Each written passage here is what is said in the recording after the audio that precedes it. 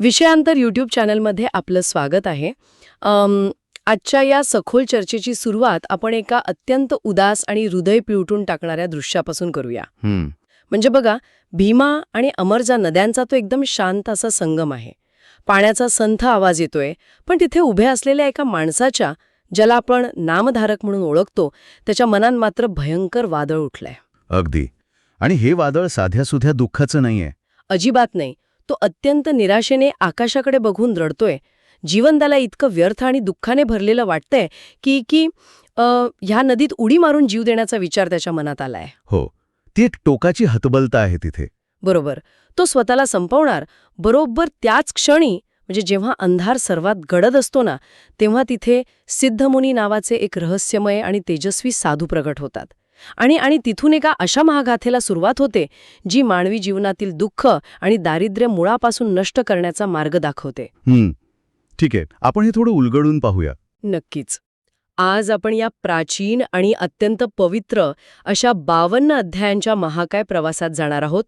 हा प्रवास हिमालयाच्या बर्फाच्छादित शिखरांपासून सुरू होतो आणि थेट दक्षिणेत गाणगापूरपर्यंत पोहोचतो. आणि या प्रवासाची सुरुवातच खरं तर खूप मोठी जाणीव करून देते.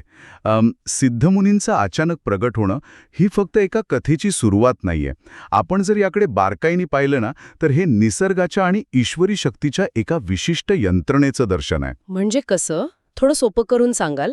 म्हणजे असं की जेव्हा मानवाचा धीर पूर्णपणे सुटतो, जेव्हा सर्व आशा संपतात आणि माणूस स्वतःला संपवण्याच्या टोकावर पोहोचतो, जसा तो नामधारक पोचला होता, तेव्हा ती सर्वोच्च शक्ती कशी धावून येते याचं हे एक अत्यंत उत्तम आणि जिवंत उदाहरण आहे.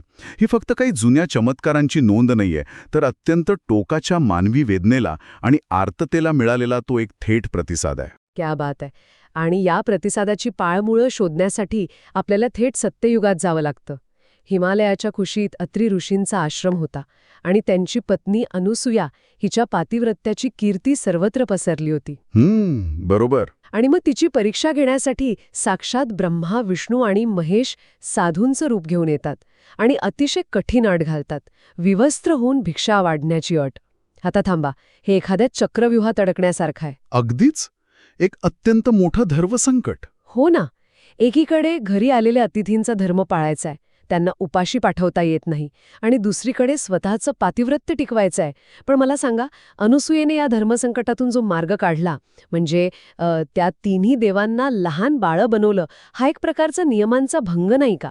त्यांनी जी ओढ घातली होती ती पूर्ण करण्यासाठी तिने चक्क खेळाचे नियमच बदलून टाकले. यात सर्वात थक्क करणारी गोष्ट म्हणजे अनुसूयेने या समस्येकडे बघण्याचा आपला दृष्टिकोनच पूर्णपणे बदलून टाकला.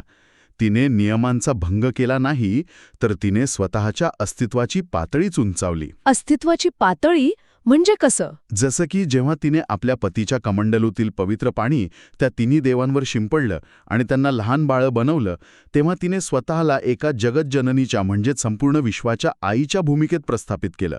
आता तुम्हीच सांगा, एका आईसमोर आपल्या तानुल्या बाळाला कसली लज्जा. अरेच्छा, हो, हे बरोबर आहे. तिने समस्या बदलली नाही, तिने स्वतःचा संदर्भ बदलला.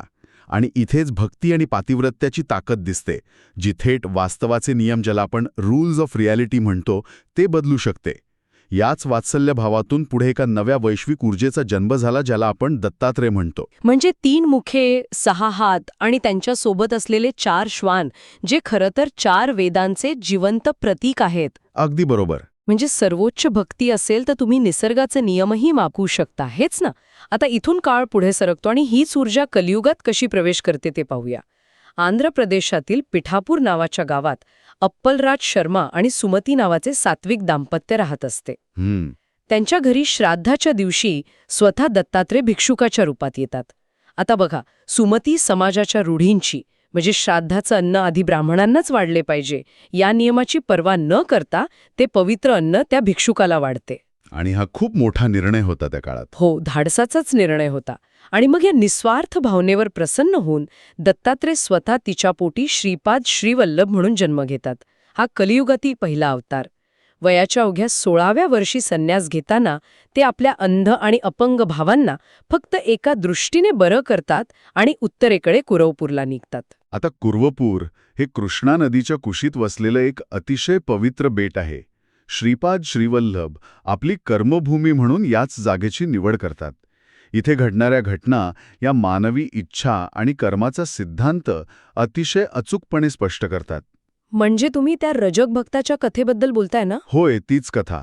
एका रजक म्हणजे धोबी भक्ताची कथा. या रजकाचा लहान मुलगा नदीकाठी असताना त्याला अचानक वाघ मारतो. रजक प्रचंड आक्रोश करत श्रीपादांच्या चरणी येतो आणि श्रीपाद फक्त पाणी शिंपडून त्या मृत मुलाला जिवंत करतात. बापरे, थेट मृत्यूवर विजय. अगदी. पण गंमत बघा, हाच रजक जेव्हा नदीतून जाणाऱ्या एका राजाचा मोठा लवाजमा पाहतो तेव्हा त्याच्या मनात राजा होण्याची प्रबळ इच्छा निर्माण होते. म्हणजे कालपर्यंत मुलाच्या मृत्यूने रडणारा माणूस आज राजवैभवाची स्वप्न बघतोय. मानवी स्वभावच आहे तो. हो ना. आणि श्रीपाद त्याचे हे मन ओळखून त्याला पुढच्या जन्मी बिदरचा बादशाह होण्याचा आशीर्वाद देतात. आता इथून पुढे हे आणखीनच रंजक होतं. कारण तो रजक पुढच्या जन्मी राजा होतो हे ठीक आहे, पण याच कुर्वपूरमध्ये अंबिका नावाची एक अत्यंत दुःखी ब्राह्मण स्त्री येते. तिचा मुलगा जन्मतःच मतिमंद असतो. खूपच हृदयद्रावक प्रसंग आहे हा. गरिबी आणि समाजाचे टोमणे सहन न झाल्यामुळे ती आपल्या मुलाला घेऊन चक्क नदीत जीव द्यायला जाते. तिथे श्रीपाद तिला वाचवतात. पण इथे खरंच मला एक मोठी शंका येते. कोणती शंका? सहसा जेव्हा देव एखाद्याला संकटातून वाचवतो तेव्हा तो आशीर्वाद देतो की तुझे दुःख दूर होईल किंवा तुझा हाच मुलगा शहाणा होईल. पण इथे मात्र श्रीपाद तिला चक्क पुढच्या जन्मी मीच स्वतः तुझ्या पोटी जन्म घेईन असा शब्द का देतात? ही समस्या आत्ताच का सोडवली नाही?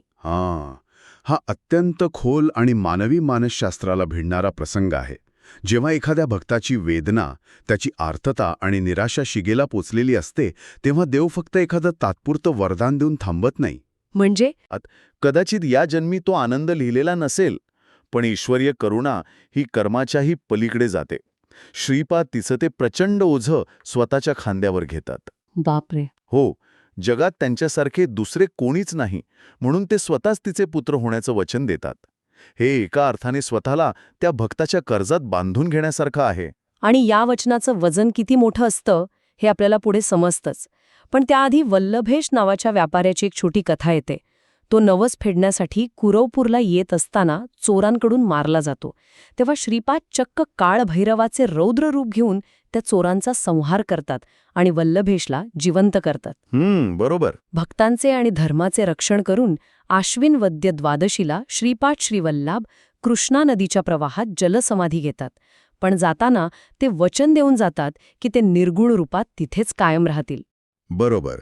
पण जसं तुम्ही मगाशी म्हणालात ना, ईश्वरी शक्ती कधीही आपले दिलेले शब्द हवेत विरत सोडत नाही. ते अंबिकेला दिलेलं वचन पूर्ण करण्यासाठी काळ पुन्हा करवट घेतो. म्हणजे दुसरा अवतार? हो. विदर्भातील कारंजा गावात तीच अंबिका अंबा म्हणून पुनर्जन्म घेते आणि माधव व अंबा या दाम्पत्याच्या पोटी एका अतिशय तेजस्वी बालकाचा जन्म होतो. त्याचं नाव ठेवलं जाते नरहरी. हाच तो दत्तात्रेयांचा दुसरा अवतार. पण इथे एक अत्यंत विचित्र आणि पालकांसाठी वेदनादायी परिस्थिती निर्माण होते. हा नरहरी नावाचा मुलगा सलग 7 वर्ष एकही शब्द बोलत नाही. इतर मुलं बोबडे बोल बोलतात, खेळतात, पण हा बाळ फक्त हसतो आणि शांतपणे आकाशाकडे बघत बसतो. आणि साहजिकच लोक त्याला मुका, बहिरा समजून हसतात. हो ना. आता हे समजून घेण्यासाठी मी एक साधर्म्य वापरते. हे एखादा अतिप्रगत संगणकासारखं आहे ज्याला हार्ड ड्राईव्हच जोडलेली नाहीये. तो आतल्या आत विश्वाचा प्रचंड डेटा डाउनलोड करतोय, पण बाहेर आउटपुट द्यायला तो तयारच नाहीये. अगदी अचूक उदाहरण दिलंत तुम्ही. आणि थेट मुंजीच्या वेळी वयाच्या 7व्या वर्षी जेव्हा वडिलांनी कानात गायत्री मंत्र सांगितला तेव्हा हा बालक अचानक असा काही बोलतो की सगळ्यांच्या पायाखालची जमीन सरकते. तो फक्त गायत्री मंत्रच नाही तर 4ही वेद अस्खलितपणे म्हणायला लागतो. जर आपण हे मोठ्या संदर्भाशी जोडून पाहिलं तर हे 7 वर्षांचे मौन म्हणजे संसारातील व्यर्थ आणि नाशवंत गोष्टींपासून स्वतःला पूर्णपणे दूर ठेवण्याचं प्रतीक होतं. म्हणजे जगाच्या कोलाहलापासून दूर. अगदी. एका अवताराला या जगात येताना जे वैश्विक ज्ञान घेऊन यायचं असतं त्यासाठी भौतिक जगाचा कोलाहल बंद ठेवावा लागतो. त्यांना संसाराविषयी, साध्या साध्या मानवी भावनांविषयी काहीच बोलायचं नव्हतं. आणि जेव्हा वेळ आली तेव्हा त्यांच्या मुखातून फक्त सर्वोच्च ज्ञान म्हणजेच वेद बाहेर पडले. हे एक प्रकारचं वैश्विक कनेक्शन होतं. पण जरा त्या आईच्या दृष्टिकोनातून विचार करा ना. 7 वर्ष आपला मुलगा बोलत नाही म्हणून ती रडते, आणि जेव्हा तो बोलतो तेव्हा मातृभिक्षा मागताना तो चक्क संन्यास घेण्याची भिक्षा मागतो. आईला प्रचंड दुःख होतं. ते साहजिकच आहे. हो, पण नरहरी तिला वचन देतो की घरात आणखी 2 मुले आणि 1 मुलगी झाल्यावरच तो घर सोडेल. वचन पूर्ण झाल्यावर वयाच्या 8व्या वर्षी तो काशीला निघून जातो. तिथे कृष्ण सरस्वतींकडून तो संन्यासाची दीक्षा घेतो आणि इथून पुढे तो नृसिंह सरस्वती या नावाने ओळखला जाऊ लागतो.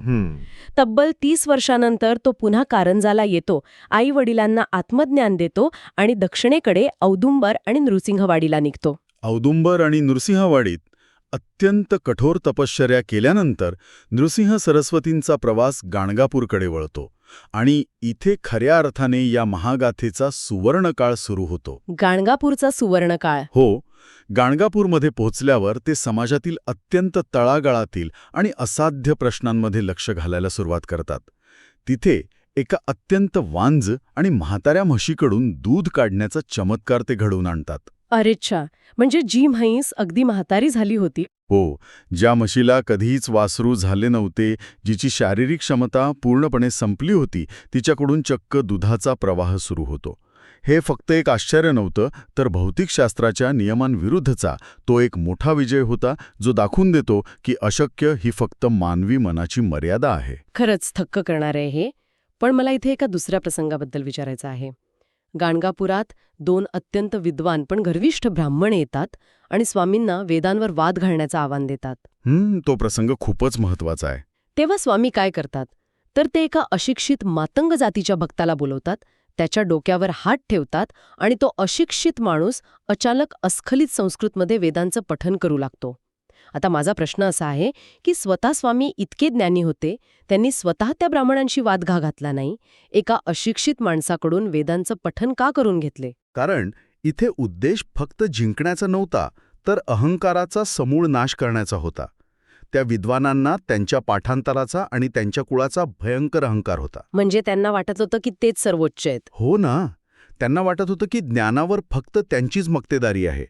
अशावेळी अहंकाराचा नाश करण्यासाठी प्रतिपक्षाला अत्यंत अनपेक्षित आणि मुळावर घाव घालणाऱ्या मार्गाने उत्तर द्यावं लागतं. जेव्हा एक अशिक्षित माणूस त्यांच्यापेक्षा चांगले वेद म्हणतो, तेव्हा त्यांचा स्वतःबद्दलचा जो खोटा समज असतो तो पूर्णपणे कोसळतो. क्या बात है, एकदम अचूक वार. नक्कीच. त्यांना हे दाखवून द्यायचं होतं की ज्ञान हे फक्त पुस्तकांत किंवा विशिष्ट वर्गात नसतं, तर ते खऱ्या गुरुकृपेत असतं. त्रिविक्रम भारती नावाच्या एका संन्याशाचा अहंकारही त्यांनी असाच मोडला. त्यांना नृसिंहाच्या उपासनेचा प्रचंड गर्व होता, तेव्हा स्वामींनी त्यांना पालखीत स्वतःच्या जागी साक्षात भगवान नृसिंहाचे दर्शन घडवून त्यांचा अहंकार नष्ट केला. हे खरंच विचार करायला लावणार आहे. पण यातील सर्वात थरारक प्रसंग मला वाटतो तो गंगाबाई नावाच्या स्त्रीच्या मृत पतीला जिवंत करण्याचा. ती स्त्री आपल्या मृत पतीच्या प्रेताशेजारी रडत असते आणि स्वामी तिथे येऊन म्हणतात, आयुष्य असते तर मरतो कशाला आणि मी असताना यम येतोच कशाला. हा प्रसंग अंगावर काटा आणतो. आणि बघता बघता ते प्रेत श्वास घेऊ लागतं. आता इथे तर थेट मृत्यूलाच आव्हान दिलंय. यावरून एक अत्यंत महत्वाचा प्रश्न उभा राहतो, निसर्गाचे नियम मोठे की ईश्वराप्रती असलेली भक्ती? ही घटना सिद्ध करते की जेव्हा भक्ती सर्वोच्च शिखरावर असते, तेव्हा ती निसर्गाच्या आणि कर्माच्या कठोर नियमांनाही ओलांडू शकते. यमराजालाही चक्क रिकाम्या हाताने परतावे लागते. याच न्यायाने 60 वर्षांच्या वांज आणि वृद्ध असलेल्या सायनदेवाच्या पत्नीला त्यांनी आशीर्वाद दिला आणि तिला पुन्हा तारुण्य येऊन चक्क पुत्रप्राप्ती झाली. बापरे, 60व्या वर्षी? हो, आणि लक्षात घ्या, हे सर्व आशीर्वाद फक्त एका विशिष्ट धर्मापुरते मर्यादित नव्हते. हो, मला तो बिदरच्या क्रूर मुस्लिम बादशहाचा प्रसंग आठवतोय. जो बादशहा मठाचा विध्वंस करायला निघाला होता, त्याच्या पायाला भयंकर राजफोड म्हणजे ट्यूमर होतो. बरोबर. कोणत्याही वैद्याला तो बरा करता येत नाही. वेदनेने तडफडत तो मठात येतो आणि स्वामींच्या नुसत्या एका दृष्टिक्षेपाने त्याची वेदना शांत होते, फोड बरा होतो. बादशहामध्ये धर्माचा भेद मिटतो आणि तो स्वामींना साक्षात पीर मानू लागतो. पण मला वाटतं देव फक्त चमत्कार करून प्रश्न सोडवत नाही, तर तो आपल्या भक्तांची अत्यंत कठोर परीक्षाही घेतो. नक्कीच घेतो. सायनदेव नावाच्या भक्ताची कथा याचं एक उत्तम उदाहरण आहे. स्वामी सायनदेवाला मध्यरात्री अशा वेळी पंचपक्वान्न बनवण्याची आज्ञा देतात, जेव्हा मठाच्या कोठारात अन्नाचा एकही दाणा नसतो आणि बाहेरून कुणाचीही मदत घ्यायची नसते. शिवाय भांडीही पूर्णपणे रिकामी असतात. आता हे कसं शक्य आहे? म्हणजे हार्डवेअरच नाहीये तर तुम्ही सॉफ्टवेअर कसं चालवणार? रिकाम्या भांड्यातून अन्न कसं शिजवणार? इथेच त्या यंत्रणेचा खरा अर्थ दडलेला आहे. ती रिकामी भांडी हे रिकाम्या आणि अहंकारमुक्त मनाचं प्रतीक आहे. अच्छा. जोपर्यंत मनात मी काहीतरी करतोय हा अहंकार असतो, तोपर्यंत ईश्वरी शक्ती तिथे प्रवेश करत नाही. पण जिथे पूर्ण समर्पण असतं, जिथे भक्त स्वतःचे सर्व तर्क बाजूला ठेवून फक्त देवावर विश्वास ठेवतो, तिथे ईश्वराला स्वतः शिदोरी पुरवावी लागते. म्हणजे देवालाच भक्ताची काळजी घ्यावी लागते. अगदी. सायनदेवाने पूर्ण श्रद्धेने त्या रिकाम्या भांड्यात पळी फिरवली आणि थेट ईश्वरी कृपेच्या क्लाउडमधून तिथे अन्नाचा घमघमाट सुटला. क्या बात है. आणि अशीच एक परीक्षा त्या जंगलातील एका आदिवासी शबर भक्ताचीही होती. तो एका पूर्णपणे वाळलेल्या आणि मृत लाकडाला देव मानून रोज पाणी घालत असतो. लोक त्याला वेडा म्हणतात. हो, त्याची खिल्ली उडवतात, पण तो कुणाचंही ऐकत नाही. एके दिवशी स्वामी तिथे येतात, त्या लाकडाला स्पर्श करतात आणि त्या सुकलेल्या लाकडाला चक्क हिरवीगार पालवी फुटते. इथे एक गोष्ट प्रकर्षाने जाणवते की देवाला संस्कृत श्लोक, मंत्र किंवा कोणतेही गुंतागुंतीचे कर्मकांड समजत नाही, त्याला फक्त हृदयाची हाक समजते. बरोबर आहे. भक्तीत इतकी प्रचंड ताकद असते की ती पेशींची रचना बदलू शकते, निर्जीव वस्तूतही प्राण फुंकू शकते. तो शबर भक्त रोज पाणी घालत नव्हता, तो स्वतःची श्रद्धा त्या लाकडात ओतत होता. कथा आता एका अत्यंत भावूक वळणावर येते. स्वामी कलियुगाचे धर्म समजावून सांगतात. ते सांगतात की पुढे कलियुगात लोक कसे भरकटतील, पण जे धर्माने वागतील त्यांचे रक्षण मी करेन. आणि मग ते अचानक गाणगापूर सोडण्याचा निर्णय घेतात. खूपच जड अंतःकरणाने हा निरोप घेतला जातो. हो ना. ते आपल्या निर्गुण पादुका भक्तांसाठी तिथेच ठेवतात आणि सांगतात की या पादुकांमध्ये माझा जीव आहे. तर या सगळ्याचा नेमका अर्थ काय? देव आपल्याला सोडून जातोय असं याचा अर्थ घ्यायचा का? अजिबात नाही. याचा अर्थ असा की ईश्वरी शक्ती कधी एका देहात किंवा एका जागेत मर्यादित नसते. त्यांना हे दाखवून द्यायचं होतं की आता माझं भौतिक शरीर तिथे नसून ती ऊर्जा त्या निर्गुण पादुकांमध्ये संकुचित झालीय.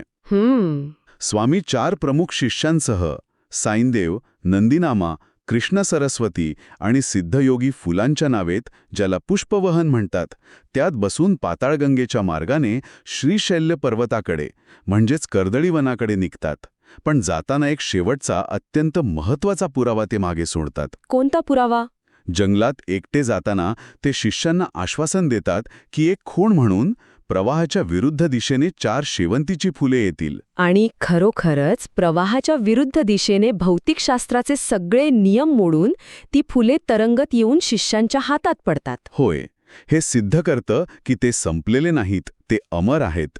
या संपूर्ण घटनेनंतर सिद्धमुनी नामधारकाला या ग्रंथाची फलश्रुती उलगडून सांगतात. फलश्रुती? हो, या महागाथेचे पारायण केल्यास किंवा यातील ज्ञानाचे आचरण केल्यास पुत्रप्राप्ती होते, असाध्य रोग निवारण होते, घरात अखंड लक्ष्मी वास करते आणि सर्वोच्च मनःशांती मिळते. हे फक्त एक पुस्तक किंवा कागदांचा संच नाही, तर ही एक जिवंत ऊर्जा आहे. खरंच हा हिमालयाच्या शिखरांपासून सुरू झालेला हा प्रवास अत्री ऋषींच्या आश्रमातून कुरुपूर, कारंजा, औदुंबर आणि शेवटी गाणगापूरपर्यंतचा हा संपूर्ण पट अत्यंत थक्क करणारा आहे. हो, आणि तो आजही अनेकांना प्रेरणा देतोय. नक्कीच. आणि या पूर्ण चर्चेच्या शेवटी एक विचार नक्कीच मनात येतो. जर एक निस्सीम भक्ती वाळलेल्या लाकडाला पालवी फोडू शकते आणि एका वांज म्हशीला दूध द्यायला लावू शकते, तर जरा विचार करा, आपल्या या अत्यंत सामान्य वाटणाऱ्या आयुष्यात आपण स्वतःला कोणत्या मर्यादेत अडकवून ठेवलंय. अगदी खरा प्रश्न आहे हा. आपण नेहमी तर्क आणि शक्य अशक्यतेच्या चौकटीत जगतो. पण अशी कोणती सुप्त शक्ती आहे जी फक्त आपल्या एका हाकेची, एका खऱ्या निःसंशय विश्वासाची वाट पाहत आहे? त्या शबर भक्तासारखं आपलं एखादं कोरडं लाकूड कोणतं आहे, ज्याला आपण विश्वासाने पाणी घातलं तर त्याला पालवी फुटू शकेल? या प्रश्नावर नक्की विचार करा. आपण पुन्हा भेटू अशाच एका नवीन आणि सखोल विषयासह. धन्यवाद.